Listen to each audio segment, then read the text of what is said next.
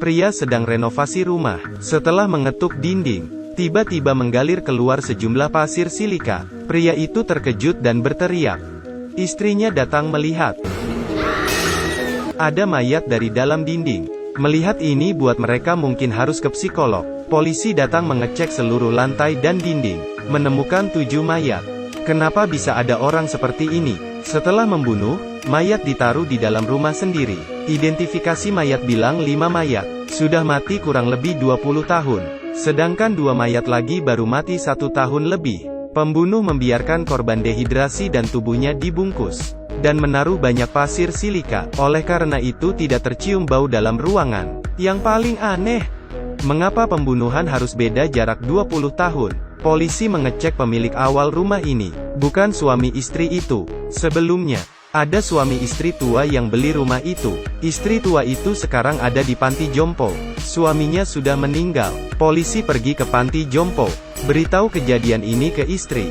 Melihat istri dengan tenang menjahit pakaiannya, tidak menjawab satupun pertanyaan dari polisi. Seperti ia tahu polisi cepat atau lambat akan mencarinya, jadi pura-pura dingin. Perawat bilang ia punya penyakit Alzheimer.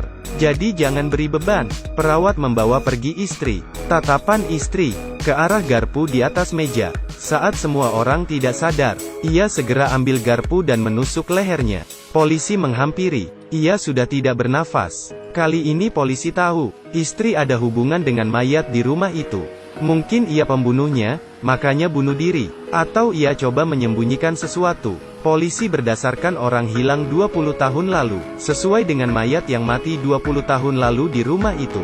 Ia dulunya adalah wanita yang cantik, yang paling dicurigai. Kematian suaminya. Mungkin ini semacam nafsu. Jadi mengajak para gadis pulang dan dibunuh. Tapi 2 tubuh yang baru 1 tahun dibunuh. Mereka tidak muda saat dibunuh. Apa yang terjadi? 1 tahun yang lalu suaminya meninggal. Jadi pembunuh adalah orang lain. Polisi curiga dengan putra mereka. Mungkin putranya menjadi saksi yang melihat itu semua. Kebiasaan ayahnya bunuh orang. Jadi saat ayahnya mati, ia jadi meneruskan kebiasaan ayahnya. Anehnya, polisi tidak menemukan data putranya. Kasus ini berasa di titik buntu.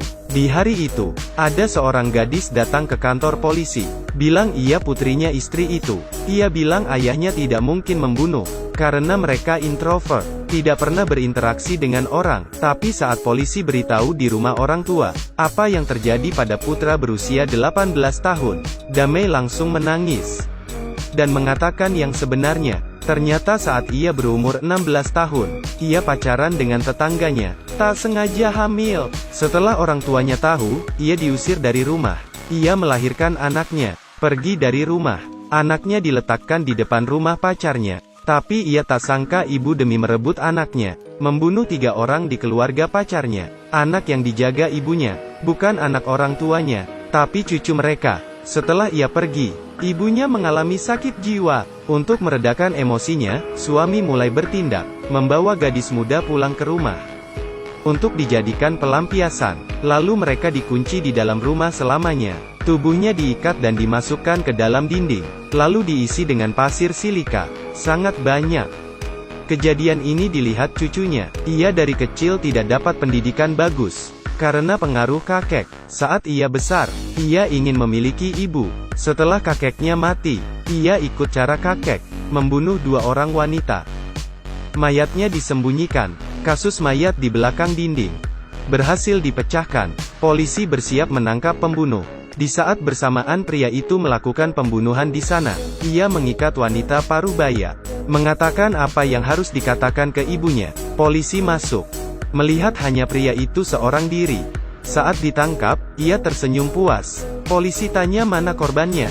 Ia tidak beritahu. Seperti kasus sebelumnya, polisi buka lantai. Melihat wanita parubaya yang diikat, berhasil diselamatkan. Di balik cerita ini, apakah itu kodrat manusia atau tidak punya hati nurani? Terakhir, dari kejadian itu, siapa yang harus disalahkan?